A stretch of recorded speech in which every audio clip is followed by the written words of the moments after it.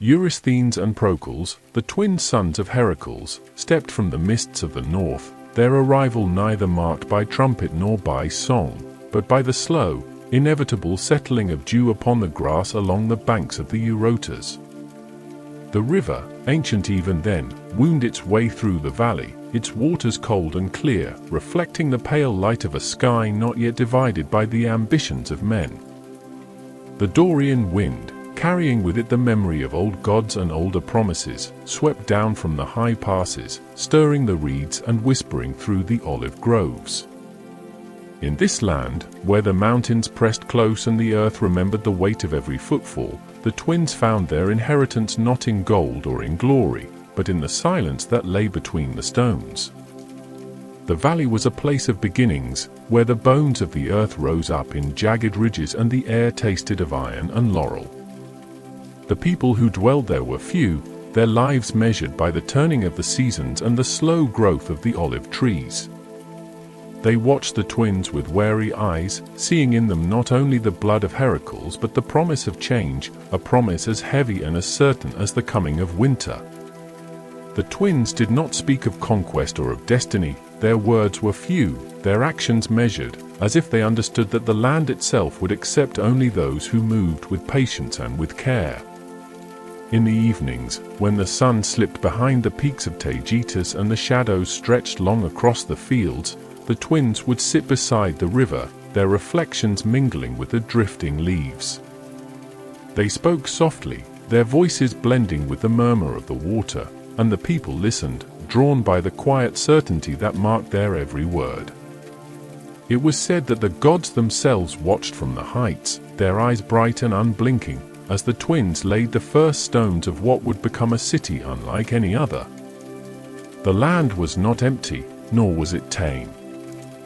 Wolves moved through the forests, their eyes gleaming in the half-light, and the wild boar rooted among the roots of ancient oaks. The people knew the dangers of the night, and they built their homes close together, their fires burning low and steady. The twins did not fear the darkness, they moved through it as if it were an old friend, their steps sure and unhurried.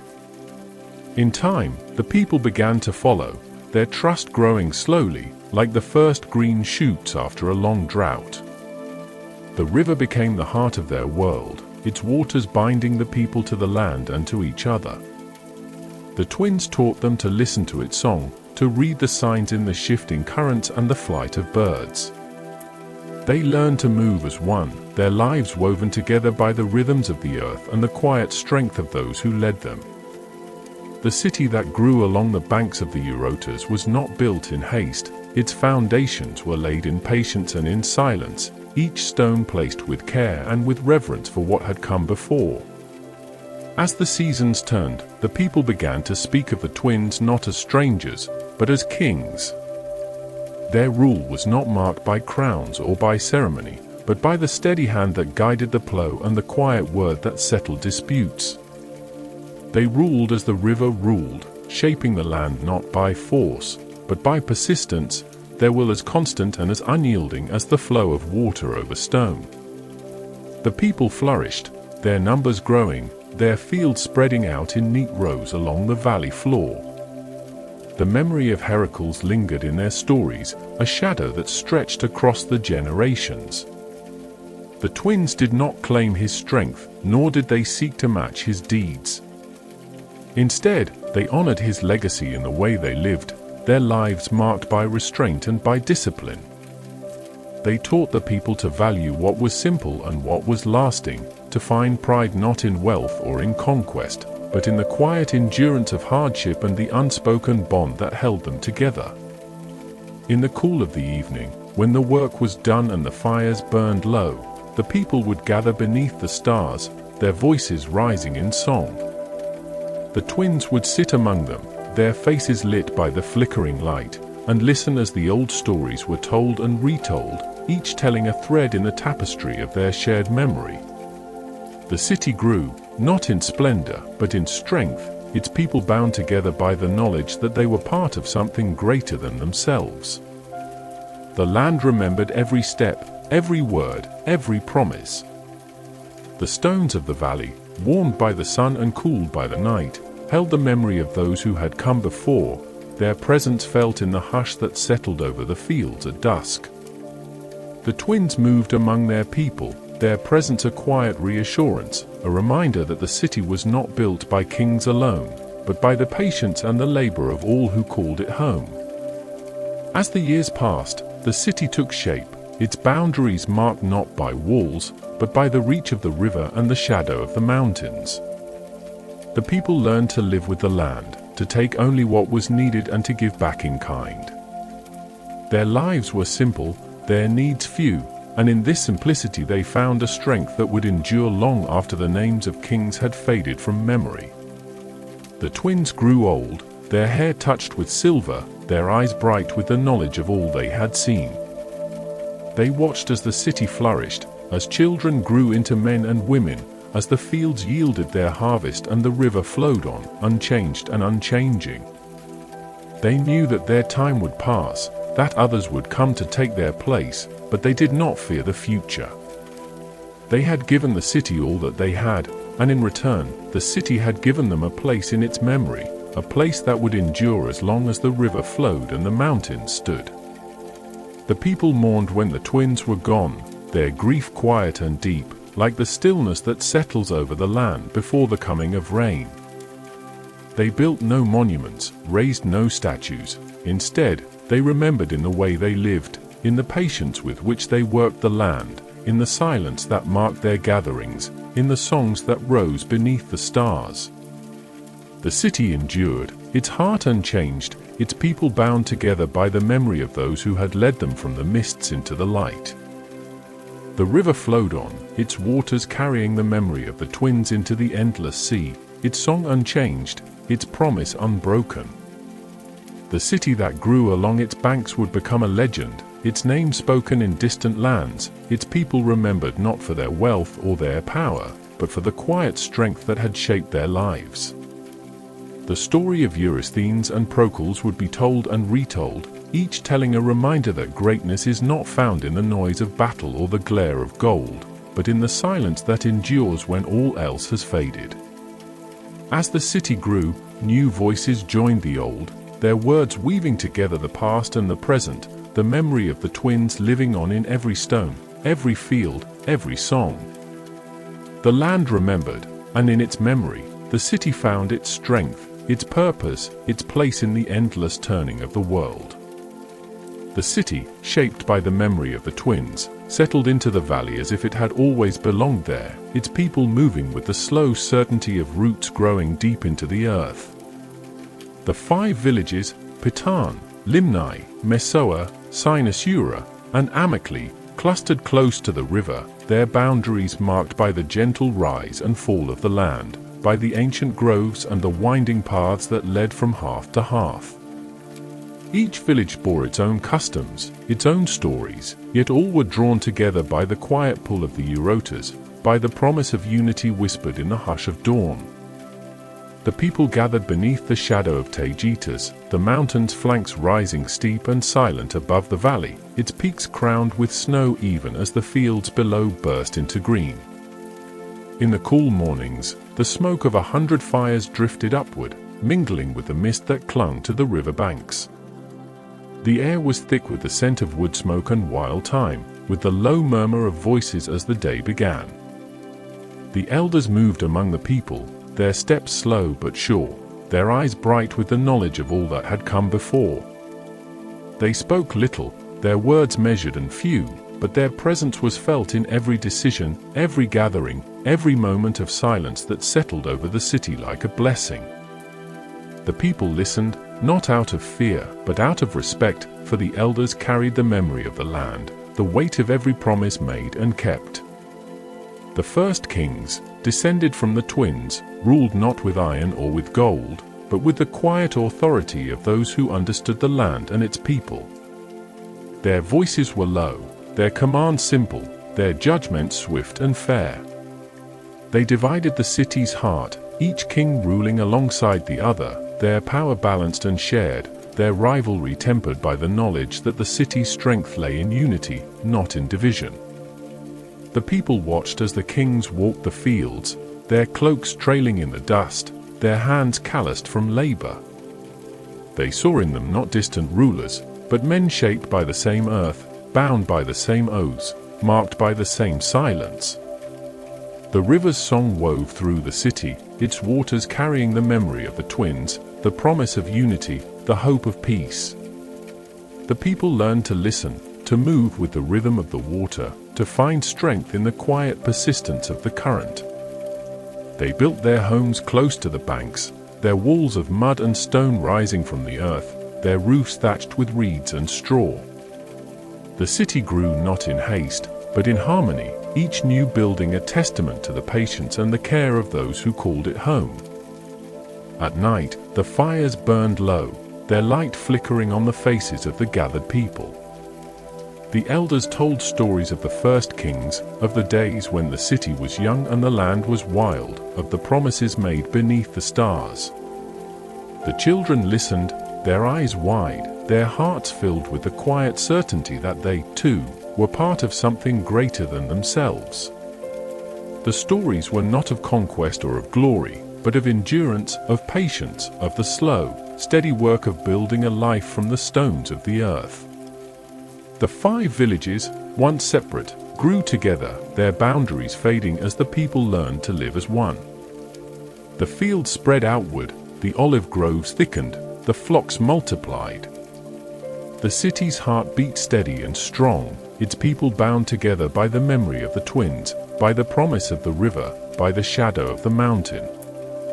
The kings ruled with a gentle hand, their power tempered by the wisdom of the elders, their decisions shaped by the needs of the people. The land was not always kind. There were years when the rains failed, when the river ran low and the fields turned brown beneath the unyielding sun. There were winters when the snow lay deep on the mountain, when the wind howled through the empty streets and the fires burned low. In those times, the people drew together, their voices hushed, their movements slow and careful. They shared what they had, their lives woven together by the memory of hardship, by the knowledge that survival depended not on strength alone, but on patience, on endurance, on the quiet courage of those who refused to yield.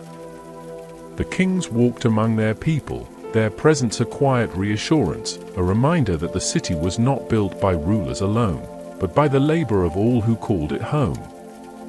They listened to the elders, to the women who kept the hearths, to the men who worked the fields, to the children who played along the riverbanks.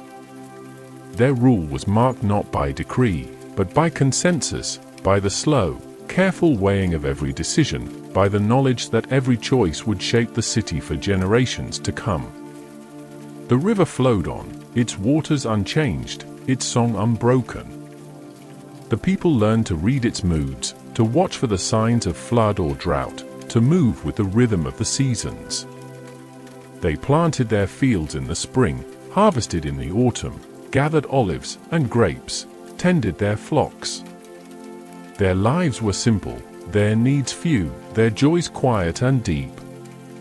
They found beauty in the turning of the seasons, in the slow growth of the olive trees, in the laughter of children, in the silence that settled over the fields at dusk. The city grew, its people flourishing, its heart unchanged. The 5 villages became one, their stories woven together, their lives bound by the memory of the twins, by the promise of the river, by the shadow of the mountain. The kings ruled with patience, the elders with wisdom, the people with quiet strength. The land remembered every step, every word, every promise, its stones warmed by the sun and cooled by the night, its fields marked by the labor of generations. As the years passed, the city's boundaries spread outward, its influence growing, its name whispered in distant lands.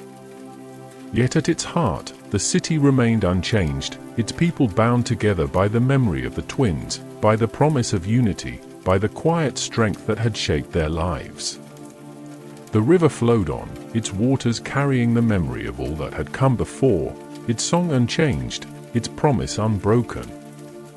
The people gathered beneath the shadow of tajitas, their fires burning low, their voices rising in song.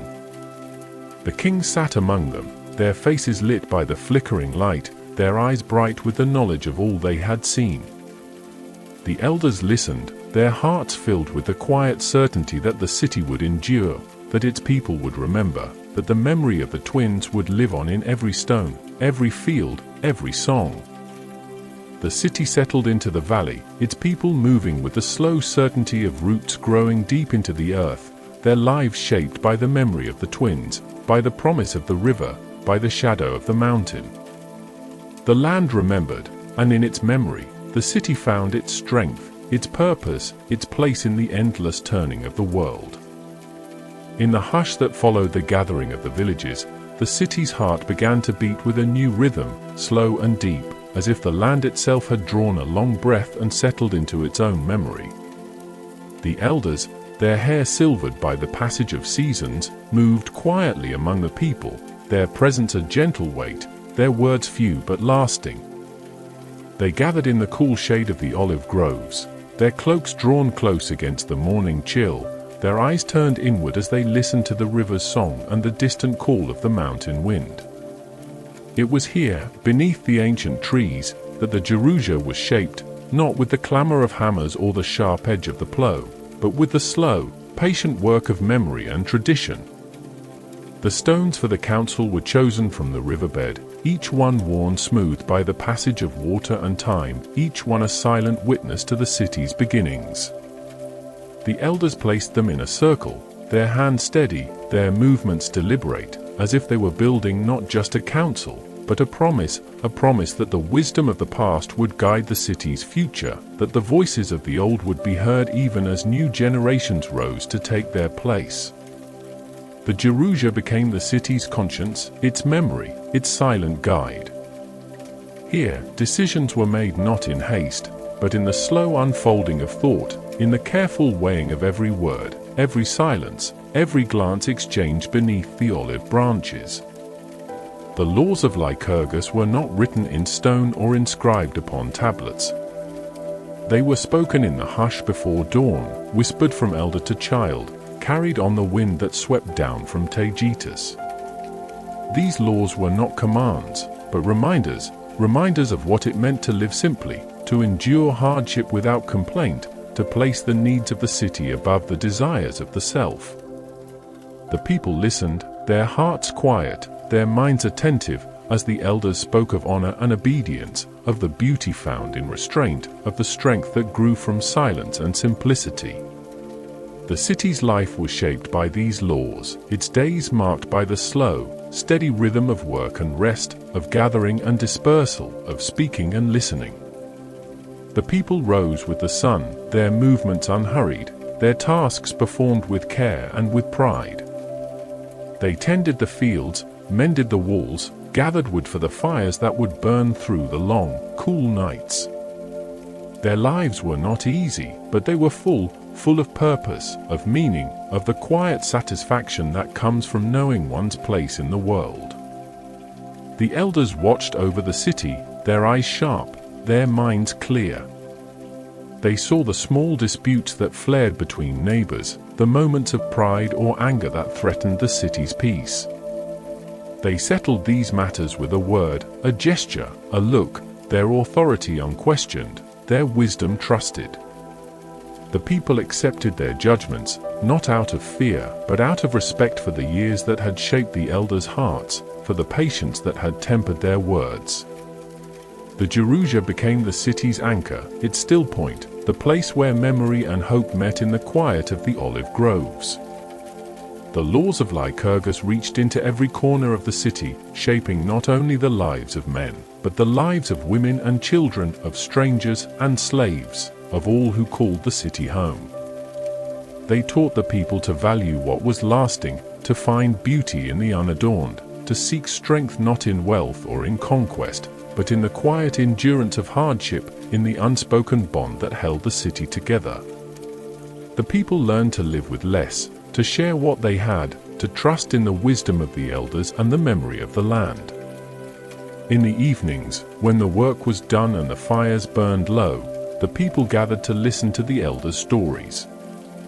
These were not tales of heroes or of gods, but of the city itself, of the first fields planted along the river, of the stones carried from the mountains, of the long winters and the lean years, of the moments of joy and of sorrow that had shaped the city's heart. The stories were told in a slow, measured voice, each word a thread in the tapestry of memory, each silence a space for reflection and for gratitude. The children listened, their eyes wide, their hearts open, as the elders spoke of the laws that bound the city together. They learned that obedience was not submission, but a form of strength, that simplicity was not poverty, but a kind of wealth, that honor was not found in the eyes of others, but in the quiet certainty of a life well lived. They learned to move with care, to speak with restraint, to listen more than they spoke. In this way, the laws of Lycurgus became not just rules, but a way of being, a path that led from childhood to adulthood, from ignorance to wisdom, from the present to the memory of all that had come before.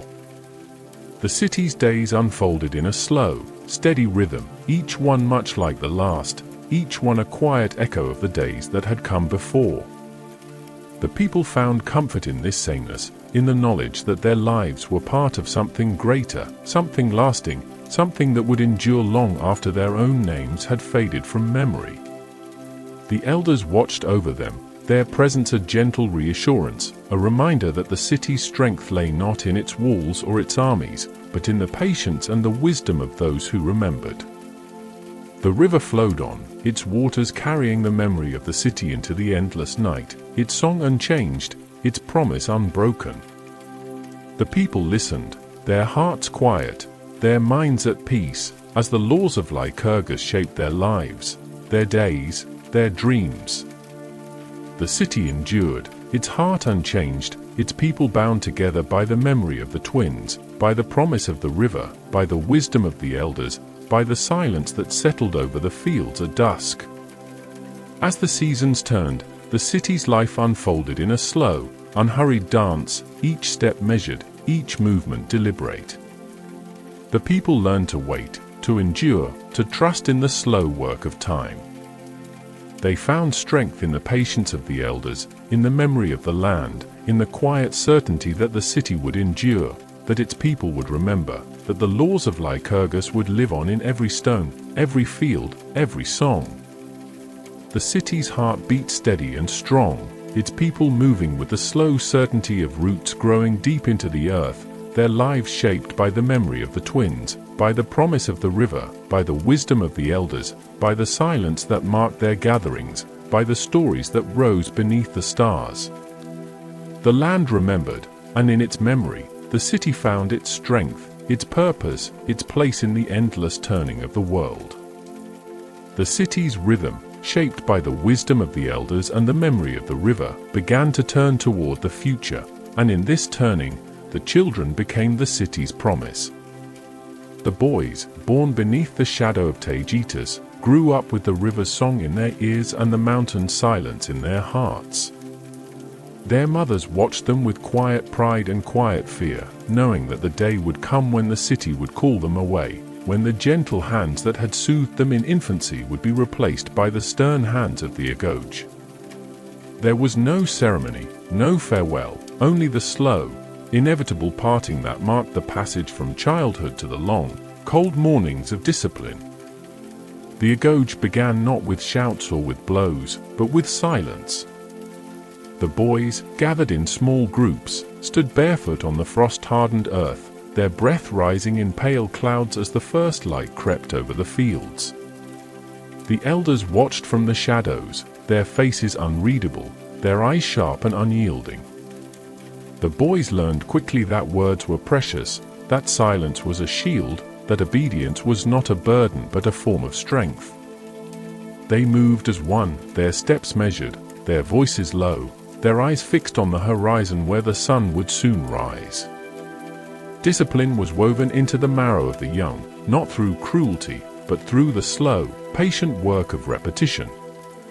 Each day began with the same tasks, the gathering of wood, the tending of fires, the mending of cloaks worn thin by wind and rain. The boys learned to endure hunger, to bear the ache of cold and the sting of scraped skin, to find pride not in comfort, but in the quiet endurance of hardship. They learned to move with care, to speak with restraint, to listen more than they spoke. In the Agoge, every lesson was a test, every silence a challenge, every moment an opportunity to prove oneself worthy of the city's trust. The older boys watched over the younger, their authority unquestioned, their guidance firm but fair. They taught by example, their actions speaking louder than words, their patience a lesson in itself. The younger boys learned to follow, to trust in the wisdom of those who had walked the path before them, to find strength in the bonds of brotherhood that grew with each passing day. The Agoge was not a place of isolation, but of unity, a place where the city's future was shaped by the slow, steady work of many hands. The nights were long and cold, the darkness broken only by the flicker of distant fires and the soft murmur of voices. The boys huddled together for warmth, their bodies pressed close, their hearts beating in time with the river's song.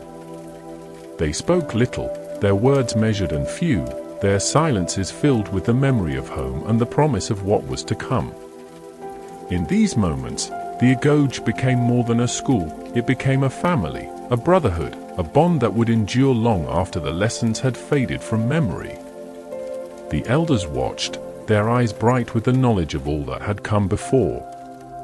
They saw the small acts of kindness, the moments of courage, the quiet endurance that marked the boys as sons of the city. They offered no praise, no reward, only the silent approval that came from a life lived in accordance with the laws of Lycurgus. The boys learned to find satisfaction not in the eyes of others, but in the quiet certainty of a task well done, a hardship endured, a promise kept. The Agoge shaped not only the bodies of the young, but their minds and their hearts. The boys learned to think quickly, to act decisively, to trust in their own judgment and in the judgment of their peers.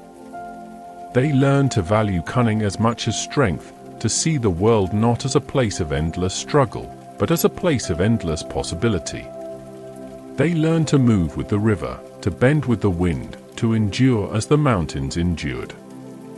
The city's life was marked by the rhythm of the Agoge, its days unfolding in a slow, steady dance of work and rest, of silence and speech, of endurance and reward. The boys grew into men, their bodies lean and strong, their minds sharp and clear, their hearts filled with the quiet pride of those who had endured and prevailed. They returned to their families not as children, but as citizens, their place in the city earned through patience, through discipline, through the slow, steady work of becoming. The Agoge was not a place of cruelty, but of care, a care that was hard and unyielding, but never without purpose. The boys learned to care for one another, to share what they had, to trust in the bonds of brotherhood that would carry them through the trials to come. They learned that strength was not found in the body alone, but in the heart, in the mind, in the quiet endurance of hardship and the unspoken bond that held the city together. The river flowed on, its waters carrying the memory of the Agoge into the endless night, its song unchanged, its promise unbroken. The city endured, its heart unchanged, its people bound together by the memory of the twins, by the promise of the river, by the wisdom of the elders, by the silence that marked their gatherings, by the stories that rose beneath the stars.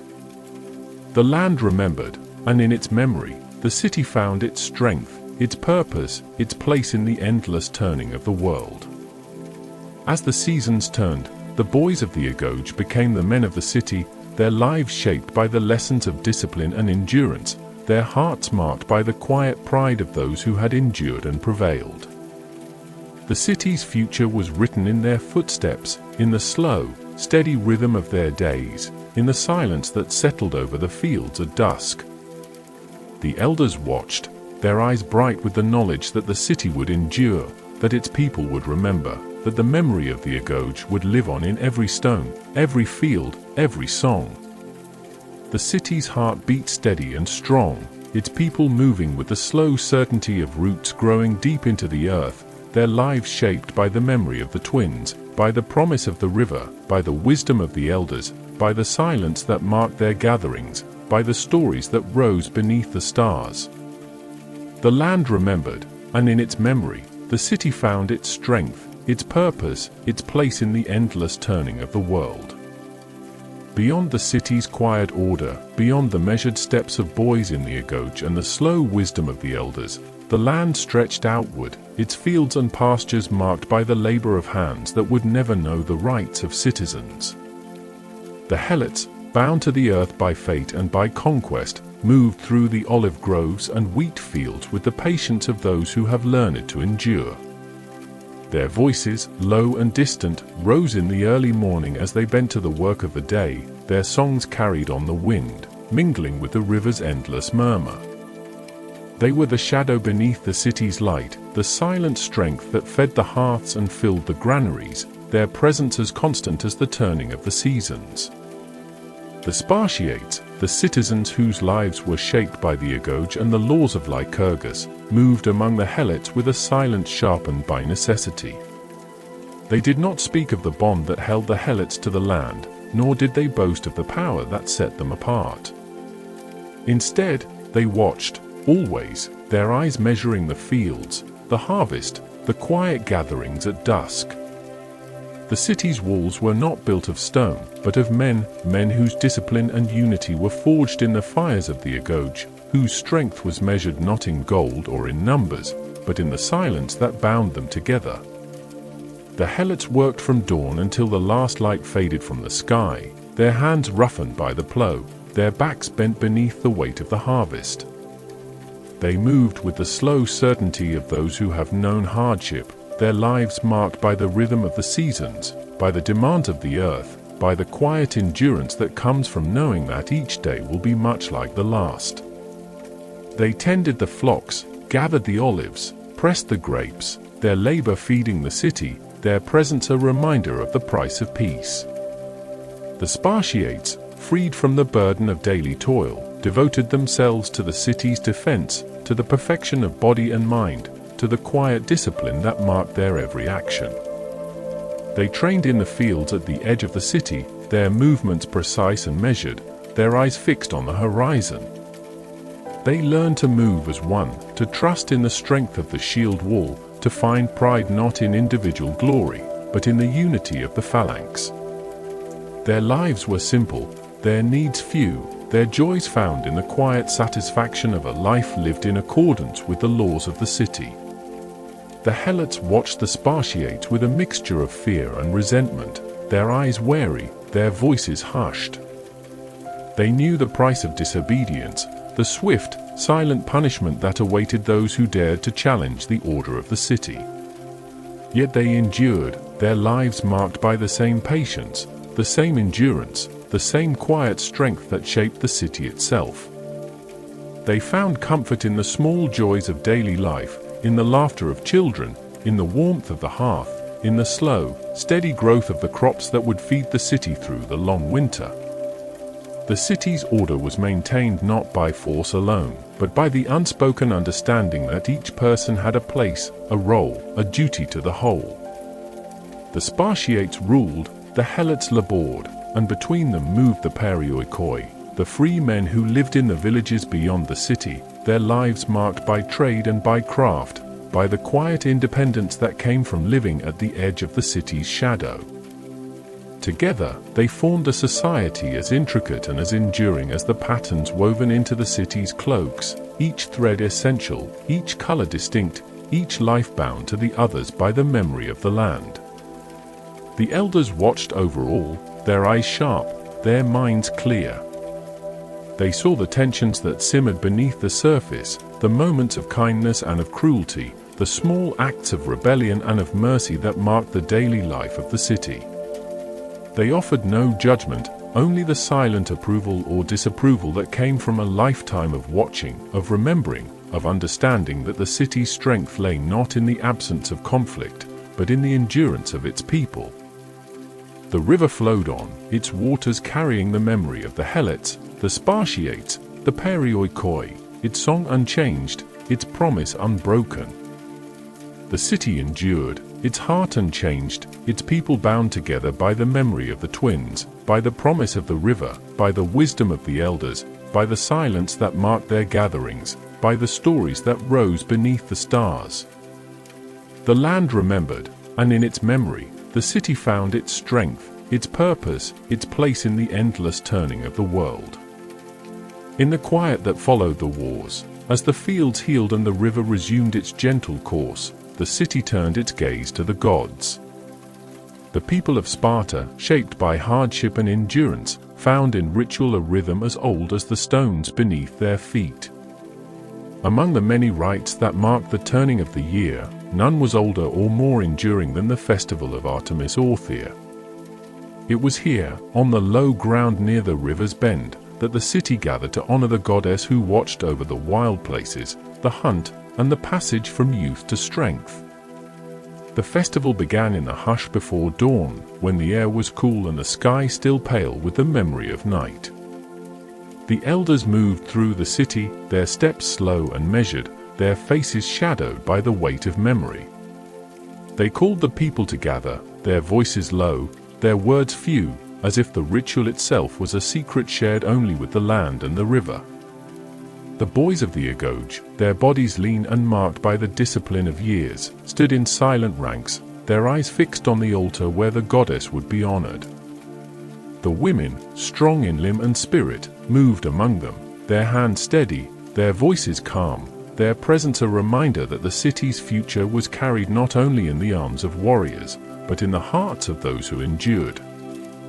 The altar of Artemis Orthia stood at the edge of the river, its stones worn smooth by the touch of countless hands, its surface stained with the memory of old offerings. Here, the people brought gifts of olive branches and grain, of honey and wine, their offerings laid with care, their prayers spoken in the hush that settled over the gathering.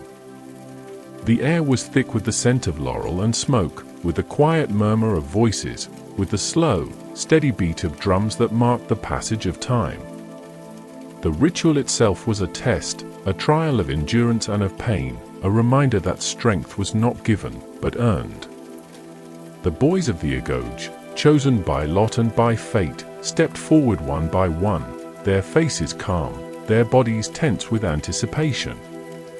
They stood before the altar, their eyes fixed on the goddess, their hearts steady, their minds clear. The elders watched, their faces unreadable, their approval silent, their judgment final. The women stood nearby, their hands ready to tend the wounds, their voices ready to offer comfort, their presence a quiet reassurance that the pain would pass, that the lesson would endure. The trial was simple, its purpose clear, to endure without complaint, to accept pain as a gift, to find strength in the silence that followed each blow. The boys stood firm, their bodies marked by the switch, their eyes unblinking, their voices silent. The people watched, their hearts steady, their pride quiet, their approval unspoken. The river flowed on, its waters carrying the memory of the ritual into the endless night, its song unchanged, its promise unbroken. When the trial was done, the people gathered in a circle, their voices rising in song, their hands joined in a gesture of unity and of peace. The offerings were burned, their smoke rising into the sky, their scent carried on the wind, a gift to the goddess, a promise to the land. The elders spoke few words, their approval given in a glance, a nod, a touch of the hand. The boys returned to their ranks, their bodies marked by the trial, their hearts filled with the quiet pride of those who had endured and prevailed. The festival of Artemis Orthia was not a celebration, but a reminder that the city's strength was found not in the absence of pain, but in the endurance of it, not in the glory of victory, but in the patience of those who endured.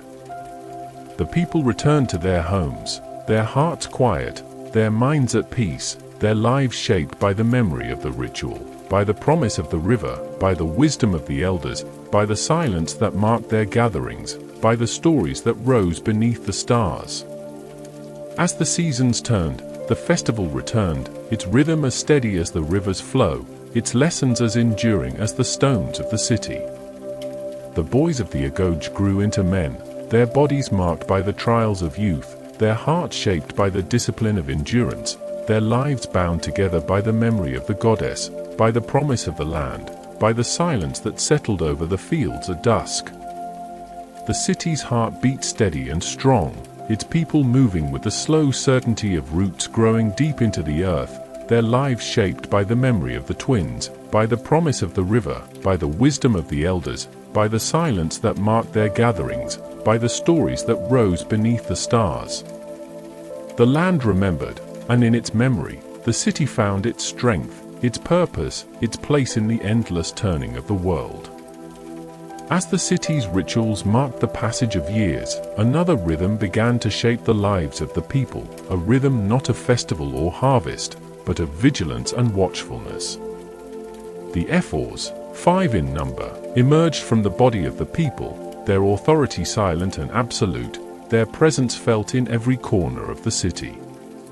They were not kings, nor were they elders, but something older and more enduring, a living memory of the city's need for balance and for order. Their faces were known to all, yet their thoughts were hidden, their judgments given without warning, their power woven into the fabric of daily life like the unseen roots of an ancient tree.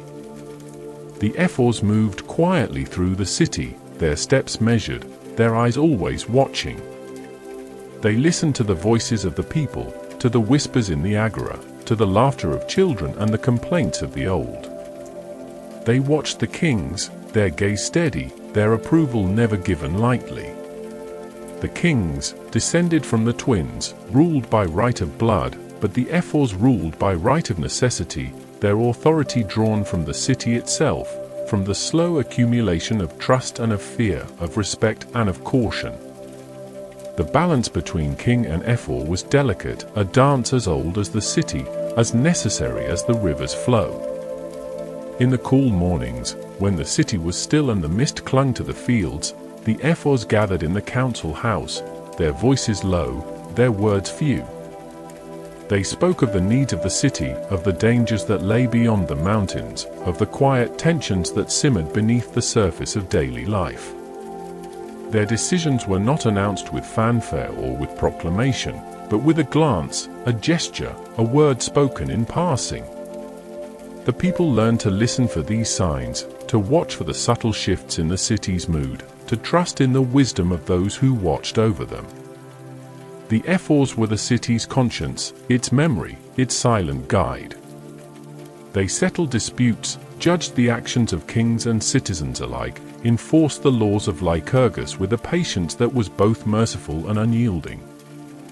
Their power was not in the sword or in the shield, but in the quiet certainty of their presence, in the knowledge that nothing escaped their notice, that every action, every word, every silence was weighed and remembered. The people respected the ephors, not out of fear, but out of the understanding that the city's strength depended on the balance they maintained, on the order they preserved. The kings, for all their lineage and their pride, moved carefully in the presence of the ephors. They knew that their power was not absolute, that their decisions could be questioned, their actions judged, their authority checked by the silent will of the 5. The relationship between king and ephor was not one of rivalry, but of necessity, a partnership forged in the fires of the city's history, tempered by the memory of old wars and old promises. The kings ruled with the consent of the people, but the ephors ruled with the consent of the land, their authority as enduring as the stones of the city, as unchanging as the river's song. The people watched this balance with a quiet pride, their lives shaped by the knowledge that no one voice could rule alone, that the city's strength lay in the harmony of its parts, in the patience of its rulers, in the wisdom of its laws. The ephors moved among them, their presence a gentle reassurance, a reminder that the city was watched over, that its order was preserved, that its future was secure. As the seasons turned, the ephors continued their silent work, their judgment shaping the city's life, their presence felt in every decision, every gathering, every moment of silence that settled over the fields at dusk. The people trusted in their wisdom, in their patience, in the quiet strength that came from a lifetime of watching, of remembering, of understanding that the city's strength lay not in the absence of conflict, but in the endurance of its people. The river flowed on, its waters carrying the memory of the ephors, the kings, the elders, the people, its song unchanged, its promise unbroken. The city endured, its heart unchanged, its people bound together by the memory of the twins, by the promise of the river, by the wisdom of the elders, by the silence that marked their gatherings, by the stories that rose beneath the stars. The land remembered, and in its memory, the city found its strength, its purpose, its place in the endless turning of the world. In the quiet of evening, when the fires burned low and the city settled into sleep, the ephors watched over all, their eyes bright with the knowledge of all that had come before, their hearts steady with the certainty that the city would endure, that its people would remember, that the balance they preserved would live on in every stone, every field, every song. In the slow unfolding of the city's days, as the ephors watched and the kings ruled, the women of Sparta moved through the fields and the hearths with a presence as steady as the river's flow. Their lives, shaped by the same laws and the same silences that governed the men, were marked by strength and by endurance, by the quiet certainty of those who knew their worth. The women walked the fields at dawn, their hands skilled in the work of harvest and of weaving, their voices rising in song as they called the children to their tasks. They trained their bodies as the boys did, running and wrestling beneath the open sky, their limbs strong, their spirits unbowed. The city's future was carried in their arms, in the children they bore and raised, in the lessons they taught by word and by example. The women of Sparta were not hidden away, nor were they silent. Their laughter echoed through the olive groves, their commands carried weight in the home and in the fields. They moved with a confidence born of necessity, their lives shaped by the knowledge that the city's strength depended as much on their endurance as on the discipline of the Agoge or the wisdom of the elders. They taught their daughters to be strong, to speak with clarity, to move with purpose, to endure hardship without complaint. They taught their sons to honor the laws, to respect the silence, to find pride not in conquest, but in the quiet endurance of daily life. In the cool of the evening, when the work was done and the fires burned low, the women gathered in small circles, their voices weaving stories and songs, their laughter rising into the night. They spoke of the old days, of the first kings and the first fields, of the river's promise and the mountain's shadow. They remembered the hardships and the joys, the losses and the triumphs, their memories a living thread that bound the city together. The children listened, their eyes wide, their hearts open, learning the lessons of patience and of pride, of endurance and of hope. The women's strength was not measured in battle, but in the quiet persistence of daily life, in the care with which they tended the hearth, in the patience with which they taught the young, in the courage with which they faced the uncertainties of each new day. They moved through the city with a grace that was both gentle and unyielding, their presence a constant reassurance, a reminder that the city's heart beat not only in the fields and the council house, but in the homes and the hearths, in the laughter of children and the songs of the old. The men, shaped by the Agoge and the discipline of the laws, watched the women with respect, their partnership a quiet understanding, a balance as delicate and as enduring as the one maintained by the kings and the ephors. The city's strength was found in this harmony, in the way each life was woven into the lives of others, in the way each voice was heard, each silence respected, each story remembered. The women's wisdom was sought in times of trouble, their counsel valued, their presence honored in the rituals and the festivals that marked the turning of the year. As the seasons turned, the women's work continued, their hands shaping the city's future, their hearts steady with the knowledge that their strength would endure long after their own names had faded from memory. The river flowed on, its waters carrying the memory of mothers and daughters, of laughter and of song, its promise unbroken, its song unchanged. The city endured, its heart unchanged, its people bound together by the memory of the twins, by the promise of the river, by the wisdom of the elders, by the silence that marked their gatherings, by the stories that rose beneath the stars. In the quiet of night, when the city slept and the fires burned low, The women watched over the hearths, their eyes bright with the knowledge of all that had come before, their hearts steady with the certainty that the city would endure, that its people would remember, that the strength they carried would live on in every stone, every field, every song. The city's heart beat steady and strong, its people moving with the slow certainty of roots growing deep into the earth, their lives shaped by the memory of the twins, by the promise of the river, by the wisdom of the elders, by the silence that marked their gatherings, by the stories that rose beneath the stars. The land remembered, and in its memory, the city found its strength, its purpose, its place in the endless turning of the world. The city's days, shaped by the labor of men and women, by the wisdom of elders and the vigilance of ephors, were marked by a rhythm that was both unyielding and gentle, as if the land itself breathed in time with the people. Yet even in a place where discipline and order ruled, there were moments when the city paused, when the weight of duty was set aside and the people turned their faces to the gods. Among these moments, the sacred truce of the Carnea stood apart, a time when the city's heart beat slower, when the air itself seemed to soften, and the river's song grew more insistent in the hush that settled over the valley. The Carnea was not a festival of noise or of spectacle, but of stillness and of reverence. As the moon waxed full and the shadows lengthened across the fields, the people prepared for the days of peace. The warriors set aside their arms, the boys of the Agoge paused in their training, the elders gathered in the Agora with no disputes to settle. The city's gates stood open, the roads quiet, the fields left untended for a time. The people moved with a gentleness that was rare in their daily lives, their voices low, their laughter subdued, their steps measured as if they walked on sacred ground. The rituals of the Carnea were simple, their meaning woven deep into the memory of the city. Offerings were made to Apollo, the god of order and of prophecy, his altar adorned with garlands of laurel and with the first fruits of the harvest. The people gathered in the cool of the evening, their faces lit by the glow of torches, their eyes turned to the sky.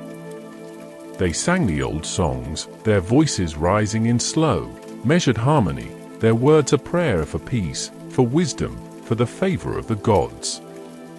The elders led the prayers, their voices steady, their presence a reminder that the city's strength was found not only in arms, but in the patience and the humility of those who remembered.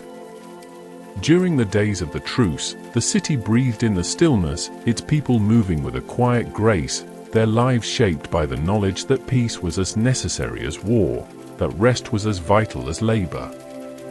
The boys of the Agoge wandered the fields, their laughter softer, their games gentler, their eyes bright with the wonder of a world unmarked by the discipline of daily life. The women gathered in the olive groves, their hands busy with the work of weaving and of song, their voices weaving stories that would be carried through the long nights of winter. The men sat in the shade of the plane trees, their words few, their silences deep, their hearts at ease in the rare quiet that the Carnea brought. The city's order was not forgotten, but set aside, as if the people remembered that their strength came not only from discipline, but from the ability to pause, to reflect, to honor the gods and the land that sustained them. The river flowed on, its waters carrying the memory of the truce, its song unchanged, its promise unbroken. The people listened, their hearts quiet, their minds at peace, their lives shaped by the knowledge that the city's future depended as much on these moments of stillness as on the trials of the Agoge or the vigilance of the ephors. As the days of the Carnea passed, the city prepared to return to its rhythm, to the work of the fields, to the discipline of the Agoge, to the watchfulness of the elders and the ephors. The offerings were gathered, the altars cleared, the songs faded into memory. The people moved with a new steadiness, their hearts strengthened by the pause, their spirits renewed by the peace. The boys returned to their training, the men to their duties, the women to their work, the elders to their counsel. The city's life resumed, its order restored, its strength renewed by the memory of the truce. The Carnea was not a time of forgetting, but of remembering, a reminder that the city's strength was found not only in the endurance of hardship, but in the ability to rest, to reflect, to honor the gods and the land that sustained them. The people carried the memory of the truce with them, their lives shaped by the knowledge that peace and war, rest and labor, silence and song were all part of the same rhythm, the same endless turning of the world. The river flowed on, its waters carrying the memory of the Carnea, its song unchanged, its promise unbroken. The city endured, its heart unchanged, its people bound together by the memory of the twins, by the promise of the river, by the wisdom of the elders, by the silence that marked their gatherings, by the stories that rose beneath the stars. The land remembered, and in its memory, the city found its strength, its purpose, its place in the endless turning of the world. In the quiet that followed the truce, as the city returned to its rhythm, a new sound began to echo in the valley, a distant thunder, a rumor carried on the wind, a shadow gathering beyond the mountains. The people listened, their hearts steady, their eyes turned to the horizon, their lives shaped by the knowledge that the peace of the Carnea was a gift, a pause before the world would change, before the city would be tested in ways it had never known. The hush that followed the Carnea lingered in the city, a gentle silence that seemed to stretch the days and soften the edges of every task. Yet beneath this calm, the world beyond the valley was stirring, and the river's song was joined by a new, distant note, a warning carried on the wind, a rumor of gathering strength far from the olive groves and the quiet fields. The elders heard it first. Their ears attuned to the subtle shifts in the world's order, their eyes searching the horizon for signs of change. The ephors listened, their faces unreadable, their counsel more frequent, their voices lower and more urgent in the council house. The people felt it too, a restlessness in the air, a sense that the city's peace was only a pause in a much longer story. Beyond the mountains, across the restless sea, the Persian threat was gathering. The stories came in fragments, carried by traders and travelers, by the rare stranger who found his way to the city's gates.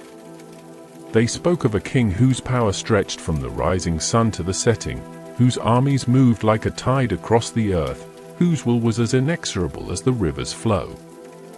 The people listened, their hearts steady, their minds turning to the lessons of the Agoge, to the discipline that had shaped their lives, to the silence that had always been their shield. In this time of uncertainty, the city looked to its kings, to the line of Anaxandridas, to the memory of the twins who had first led the people from the mists into the light. Among the kings, one stood apart, Leonidas, son of Anaxandridas, his presence as quiet and as certain as the mountain's shadow. He moved through the city with a calm that was neither pride nor fear, but a deep, unshakable resolve, a sense that his life was not his own, but belonged to the city, to the laws, to the memory of all who had come before. The people watched him, their trust unspoken, their hope carried in the way he walked the fields, in the way he listened to the elders, in the way he spoke only when words were needed. The call to arms came not as a command, but as a necessity, a response to the world's turning, to the gathering storm that threatened not only the city, but all the land beyond the mountains. The ephors and the elders met in the cool of the evening, their voices low, their decisions shaped by the memory of old wars, by the knowledge that the city's strength was found not in numbers, but in unity, in discipline, in the quiet courage of those who endured. The people gathered in the agora, their faces calm, their eyes steady, their hearts prepared for whatever the future might bring. Leonidas was chosen, not by chance or by ambition, but by the slow, inevitable unfolding of fate. His name was spoken in the hush before dawn, his presence accepted as a gift and as a burden, his life offered to the city as the river offers its waters to the sea. He did not speak of glory or of victory, but of duty, of the laws that bound the city together, of the promise that each citizen made to the land and to the people. The warriors gathered around him, their bodies marked by the discipline of the Agoge, their hearts steady with the knowledge that their lives were not their own, but belonged to the city, to the memory of the twins, to the promise of the river. The preparations were quiet, the city moving with a calm that was both resignation and resolve. The women watched their sons and husbands, their faces unreadable, their pride and their fear woven together in the silence that marked their farewells. The elders offered no words of comfort, only the silent approval that came from a lifetime of watching, of remembering, of understanding that the city's strength was found not in the absence of fear, but in the endurance of it. The boys of the Agoge watched with wide eyes, their hearts filled with the quiet certainty that one day they too would be called, that their lives would be shaped by the same discipline, the same silence, the same unyielding resolve. The warriors left the city at dawn, their steps measured, their voices low, their eyes fixed on the horizon where the earth met the sky. They moved as one, their bodies and their spirits bound together by the memory of the Agoge, by the promise of the river, by the wisdom of the elders, by the silence that marked their gatherings, by the stories that rose beneath the stars. The city watched them go, its heart steady, its hope unspoken, its strength found in the quiet endurance of those who remained. The river flowed on, its waters carrying the memory of Leonidas and his warriors, its song unchanged, its promise unbroken. The city endured, its heart unchanged, its people bound together by the memory of the twins, by the promise of the river, by the wisdom of the elders, by the silence that marked their gatherings, by the stories that rose beneath the stars. The land remembered, and in its memory, the city found its strength, its purpose, its place in the endless turning of the world. As the sun rose higher, the city returned to its rhythm, its life shaped by the knowledge that the world was changing, that the peace of the Carnaia was only a pause, that the future would be written not in words, but in the silence of those who endured, in the patience of those who remembered, in the quiet strength of those who waited for the return of those who had gone to meet fate at the narrow gates where earth and sea meet. The city's breath seemed to pause as the warriors marched away, their red cloaks bright against the pale dust of the road, their shields glinting in the first light of morning. The valley, so often filled with the sounds of labor and laughter, grew quiet, the usual rhythms of daily life slowed by the weight of waiting. The women moved through the fields with a new stillness, their hands steady but their thoughts far away, following the path of sons and husbands, brothers and fathers, as they made their way toward the place where earth and sea pressed close together. The elders gathered in the shade of the plane trees, their voices softer, their silences longer, their eyes turned not to the present, but to the memory of all that had come before.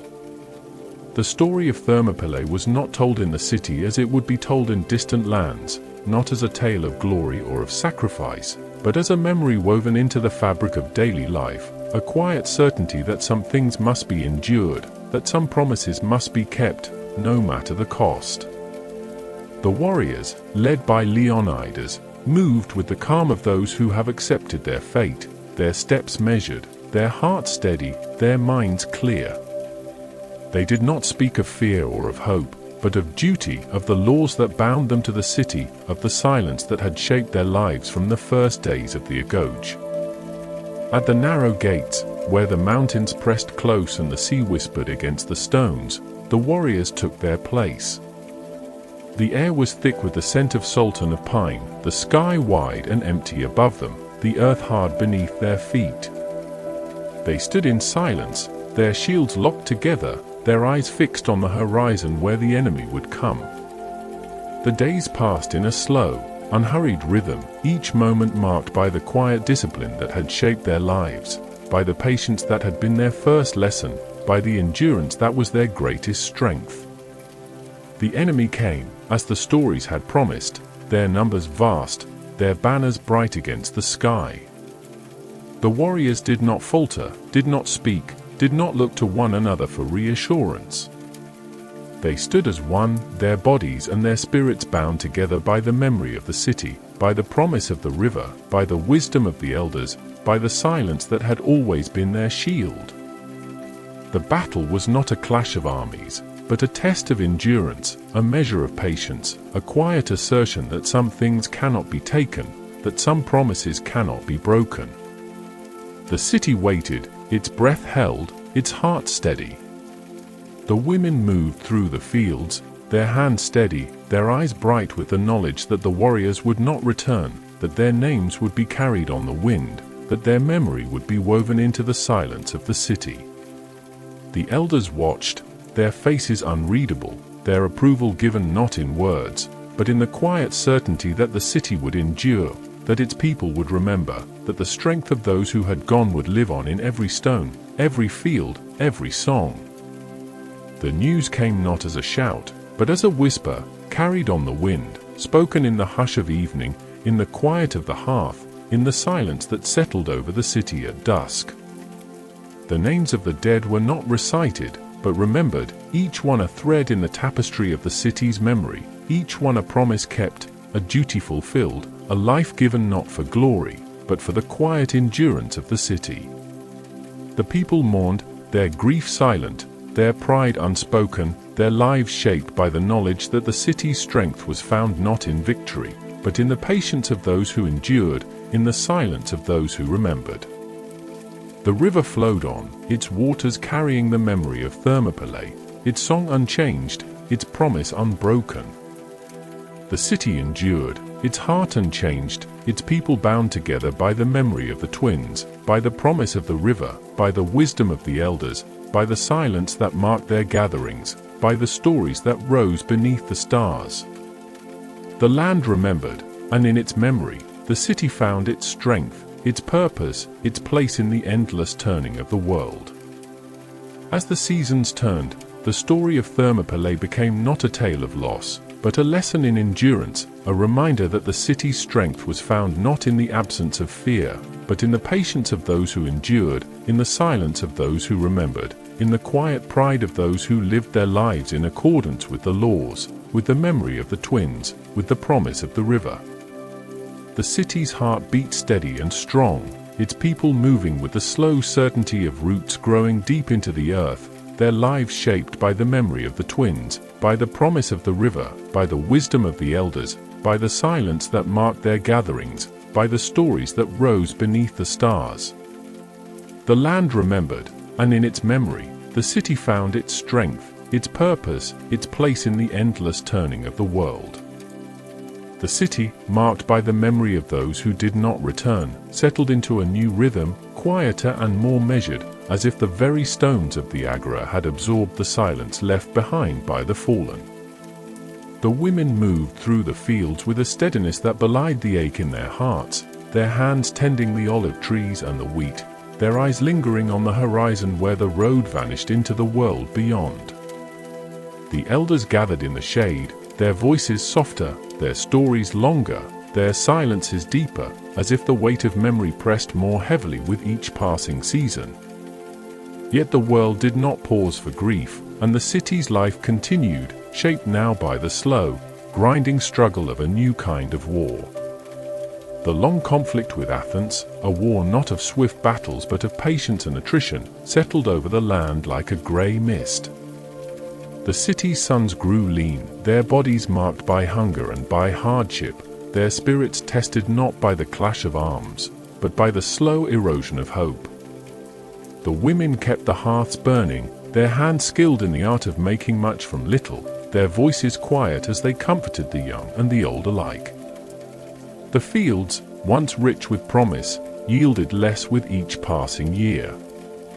The river, though it flowed as it always had, seemed to carry a heavier burden, its song tinged with the memory of loss and of longing.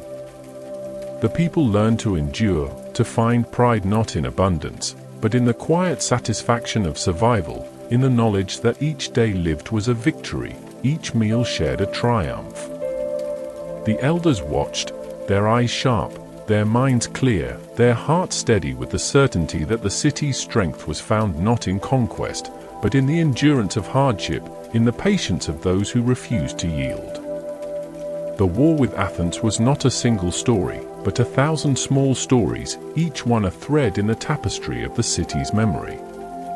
There were days when hope flickered, when news of distant victories brought a brief lightness to the air, when the people gathered in the Agora to listen to the words of messengers and to the judgments of the ephors.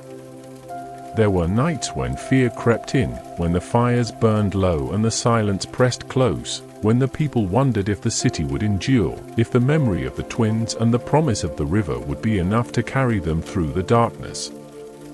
The boys of the Agoge trained with a new intensity, their bodies growing leaner, their eyes sharper, their hearts marked by the knowledge that the world beyond the city was changing, that the old certainties were slipping away. The elders spoke of patience, of endurance, of the strength found in silence and in unity. The ephors watched over all, their presence a quiet reassurance, a reminder that the city's order would be preserved, that its laws would endure, that its people would remember. The city's life narrowed, its pleasures fewer, its joys quieter. The festivals were simpler, the songs softer, the laughter more subdued. Yet in this narrowing, the people found a new kind of strength, a resilience born not of abundance, but of necessity, of the knowledge that survival itself was a form of victory. The women's hands grew rough with work, their voices steady with comfort, their hearts unyielding in the face of hardship. The men, shaped by the discipline of the Agoge and the memory of the laws, moved through the city with a quiet pride, their lives marked by the endurance of hunger, by the patience of waiting, by the certainty that the city's strength was found not in the absence of suffering, but in the endurance of it. The river flowed on, its waters carrying the memory of the long war, its song unchanged, its promise unbroken. The city endured, its heart unchanged, its people bound together by the memory of the twins, by the promise of the river, by the wisdom of the elders, by the silence that marked their gatherings, by the stories that rose beneath the stars. The land remembered, and in its memory, the city found its strength, its purpose, its place in the endless turning of the world. As the war dragged on, the world beyond the valley turned and forgot, its attention drawn to new conflicts, new stories, new hopes. Yet the city remained, its people moving with the slow certainty of roots growing deep into the earth, their lives shaped by the memory of the twins, by the promise of the river, by the wisdom of the elders, by the silence that marked their gatherings, by the stories that rose beneath the stars. The land remembered, and in its memory, the city found its strength, its purpose, its place in the endless turning of the world. The long war, with its slow hunger and its quiet grief, left the city changed. The fields, once green and full, bore the scars of neglect and the memory of too many lean seasons. The people, hardened by endurance, moved with a new caution, their eyes searching the horizon for signs of peace or a further struggle. Yet even as the world beyond the valley shifted, a moment of brief glory arrived, as if the city, worn thin by years of patience, was granted a single breath of triumph before the next turning of fate. Lysander, a man shaped by the same discipline and silence as all who had come before, led the city's ships to distant waters. The Hellespont, where the sea narrows and the wind carries the scent of salt and of promise, became the stage for a victory that would echo through the city's memory. The ships, built by hands roughened by years of want, moved with a quiet purpose, their sails filled by the same wind that had always swept down from the mountains. The men who rowed and fought did so not for gold or for glory, but for the city, for the memory of the twins, for the promise of the river. The news of victory came not as a shout, but as a ripple, spreading slowly through the city, carried by the voices of those who had waited so long for hope. The elders gathered in the Agora, their faces lit by the glow of torches, their eyes bright with the knowledge that the city had endured, that its patience had been rewarded, if only for a moment. The ephors watched, their approval silent, their presence a reminder that the city's order would be preserved, that its laws would endure, that its people would remember. The spoils of empire were gathered in the shadow of the temple, their presence both a promise and a warning. Gold and silver, rare in the city's long memory, glinted in the firelight, their beauty cold and unfamiliar. The people looked upon these riches with a mixture of wonder and unease, their hearts uncertain, their minds turning to the lessons of the elders, to the laws of Lycurgus, to the memory of a time when the city's strength was found not in wealth, but in endurance, in patience, in the quiet pride of those who endured. The elders spoke of caution, of the dangers that came with abundance, of the need to remember the lessons of hardship and of want. Yet even as the city celebrated, the old laws began to fray, their edges worn thin by the touch of gold, by the promise of ease, by the slow erosion of memory. The Agoge, once the heart of the city's discipline, grew quieter, its lessons softened by the presence of new wealth, its silences filled with the murmurs of change. The boys trained, but their eyes wandered, their hearts less certain, their minds distracted by the possibilities that now seemed within reach. The elders watched, their concern unspoken, their approval given more rarely, their presence a reminder that the city's strength was found not in the abundance of riches, but in the endurance of hardship, in the patience of those who remembered. The city's life, once marked by the slow, steady rhythm of work and rest, of silence and of song, became more hurried, more uncertain. The people moved with a new restlessness, their voices louder, their laughter sharper, their joys more fleeting. The festivals grew brighter, the songs more elaborate, the stories more extravagant. Yet beneath this surface, the old strength remained, a quiet current running through the city, a memory of endurance, of patience, of the silence that had always been the city's shield. The river flowed on, its waters carrying the memory of victory and of change, its song unchanged, its promise unbroken. The city endured, its heart unchanged, its people bound together by the memory of the twins, by the promise of the river, by the wisdom of the elders, by the silence that marked their gatherings, by the stories that rose beneath the stars. The land remembered, and in its memory, the city found its strength, its purpose, its place in the endless turning of the world. As the seasons turned, the brief glory of victory faded, its light lingering only in memory, its lessons written not in gold or in silver, but in the quiet endurance of those who remembered, in the patience of those who endured, in the silence of those who waited for the next turning of fate. The city's heart beat steady and strong, its people moving with the slow certainty of roots growing deep into the earth, their lives shaped by the memory of the twins, by the promise of the river, by the wisdom of the elders, by the silence that marked their gatherings, by the stories that rose beneath the stars. The land remembered, and in its memory, the city found its strength, its purpose, its place in the endless turning of the world. The city, once so certain in its silence and its strength, began to feel the slow, inevitable weight of change. The day at Leuctra arrived not as a storm, but as a shadow, lengthening across the fields and the hearts of those who remembered the old ways. The bands, once distant and unthreatening, gathered their strength beyond the mountains, their resolve sharpened by years of watching and waiting. The city's warriors, shaped by the Agoge and the memory of the twins, marched to meet them, their shields bright in the morning sun, their steps measured, their hearts steady with the knowledge that they carried not only their own lives, but the memory of all who had come before. The battle was not a clash of equals, but a breaking of what had once seemed unbreakable. The shield wall, so long the city's pride and its defense, faltered beneath the weight of new tactics, new courage, new hope. The line, unbroken for generations, bent and then broke, the silence of the city shattered by the cries of the wounded, by the sound of shields splintering, by the slow, heavy fall of men who had never known defeat. The elders, waiting in the city, felt the change in the air, the shift in the wind, the knowledge that something old and precious had been lost. The news returned to the city not as a single voice, but as 100 small stories, each one a thread in the tapestry of loss.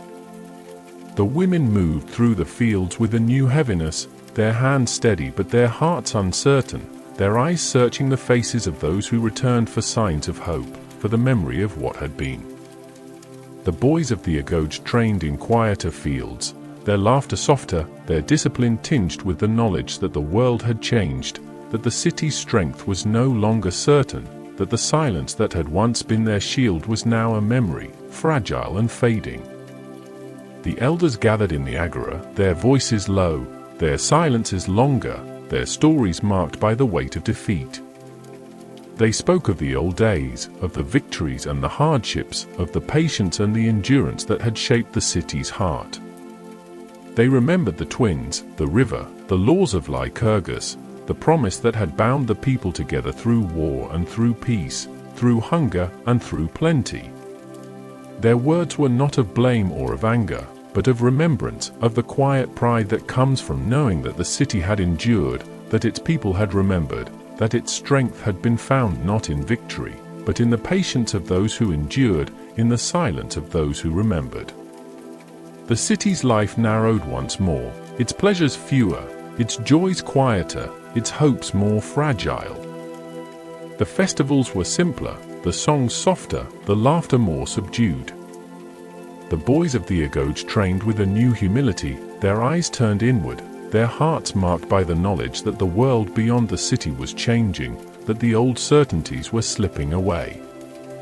The women's hands grew rougher with work, their voices steadier with comfort, their hearts unyielding in the face of hardship. The men, shaped by the discipline of the Agoge and the memory of the laws, moved through the city with a quiet pride, their lives marked by the endurance of loss, by the patience of waiting, by the certainty that the city's strength was found not in the absence of suffering, but in the endurance of it. The river flowed on, its waters carrying the memory of Leuctra, its song unchanged, its promise unbroken. The city endured, its heart unchanged, its people bound together by the memory of the twins, by the promise of the river, by the wisdom of the elders, by the silence that marked their gatherings, by the stories that rose beneath the stars. The land remembered, and in its memory, the city found its strength, its purpose, its place in the endless turning of the world. As the seasons turned, the memory of Leuctra became not a tale of defeat, but a lesson in humility, a reminder that the city's strength was found not in the absence of loss, but in the patience of those who endured, in the silence of those who remembered, in the quiet pride of those who lived their lives in accordance with the laws, with the memory of the twins, with the promise of the river. The city's heart beat steady and strong, its people moving with the slow certainty of roots growing deep into the earth, their lives shaped by the memory of the twins, by the promise of the river, by the wisdom of the elders, by the silence that marked their gatherings, by the stories that rose beneath the stars. The land remembered, and in its memory, the city found its strength, its purpose, its place in the endless turning of the world. The city rests now, its stones worn smooth by the passage of countless feet, its walls softened by the slow caress of wind and rain. The sun, heavy and golden, sinks behind the peaks of Taygetus, casting long shadows across the empty agora, where once the elders gathered and the voices of the people rose in quiet council. The river, unchanged, slips silently through the valley, its waters darkening as the sky deepens to indigo, its song a gentle murmur that echoes through the hollowed halls of memory. The olive trees, their leaves silvered by the last light, stand watch over fields left fallow, their roots tangled in the earth, their branches reaching for a sky that remembers every season, every harvest, every loss.